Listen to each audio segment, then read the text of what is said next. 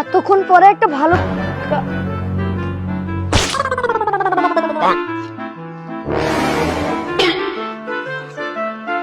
দে জামটা দে। তুমি যে ঘুগনিতে স্পেশাল জিনিস মিশিয়েছো না, আমার দেখে খাওয়া হয়ে গেছে। কাকা যে জিনিসে আন্ডারগ্রাউন্ডে ঢুকে যায় সেই জিনিস আর কি ফেরত হয়? ও ফেরত হয় না বুঝি, এদিকে আয়।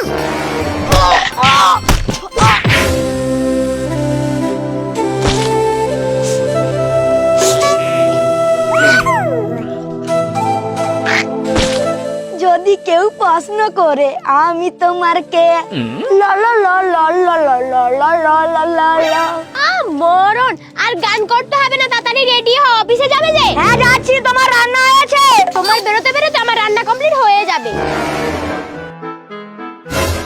তুমি রান্না করো না, আমার স্নান করতে 2 মিনিট সময় লাগবে। তোকে আর স্নান করতে হবে না। কেন রে? তুই কি কিছু খাবার টাবার শুনুনু নাকি? কেন গো ঠাকুরপো, কি হয়েছে? বৌদি, যারা গ্রুপ ডি চাকরি ঘুষ দিয়ে পেয়েছিল 1911 জন, কোর্টের রায়ে তাদের চাকরি সব ছাঁটাই হয়ে গেছে। তার মধ্যে এরও নাম আছে। ঠাকুরপো তুমি ঠিক জানো তো? হ্যাঁ গো জানি, আমি রেডিওতে শুনেছি। এবার কি হবে?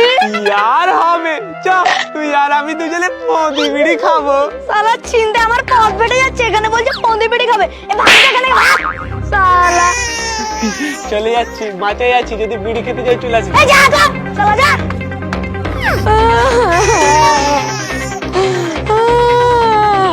গো তুমিও কি ঘুষ দিয়ে চাকরি পেয়েছিলে? না পেলে কি আমার চাকরিটা যেত নাকি? তাহলে এতটুকু সাধারণ বুদ্ধি নেই, যত সব মাথা মোটা দল। ও এখন কি করবে? কেতন করবো, কেতন। প্রেম করে তো বিয়ে করেছো, বাবা জানে তুমি সরকারি চাকরি করো, এখন তো চাকরিটাও চলে গেল। বাবা যদি জিজ্ঞাসা করে তুমি কি বলবে বলো তো? তোমার বাবা জিজ্ঞাসা করলে বলে দিও ওই কমা দামির চাকরি আমি করি না, তাই ছেড়ে দিয়েছি। বাবা যদি জিজ্ঞাসা করে তুমি এখন কি করো, তখন আমি কি বলবো? তোমার বাবাকে বলে দিও যে আমি বাড়ি বাড়ি ঘুগনি বিক্রি করি। আচ্ছা, তুমি কালকে ঘুগনি তৈরি করবে বলে তো মটর ভিজিয়ে রাখছিলে না? হ্যাঁ রেখেছিলাম, কেন কি হয়েছে? সেই মটরটা আমাকে রান্না করে দাও, আমি পাড়ে পাড়ে ঘুগনি বিক্রি করতে যাবো। এত পড়াশোনা করে শেষে কিনা তুমি ঘুগনি বিক্রি করবে? হ্যাঁ করবো, আমার মা আমাকে সবসময় বলতো যে কোনো কাজ ছোট নয়। ঠিক আছে। হ্যাঁ তুমি তাড়াতাড়ি রান্না করে দাও, ঠিক আছে? কি গো কোথায় গেলে? বাইরে আসো, আমি ঘুগনি করে দিয়েছি।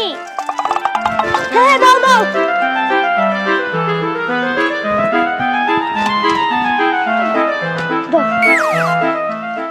তুমি পারবে তো? আরে পারবো না মানে, তুমি শুধু দেখতে লাগো কিভাবে সব ঘুগনি বিক্রি করে বাড়ি আসি। এ ঘুগনি আছে, ঘুগনি ঠিক আছে তো? হ্যাঁ হ্যাঁ ঠিক আছে। হ্যাঁ সাবধানে যেও। হ্যাঁ।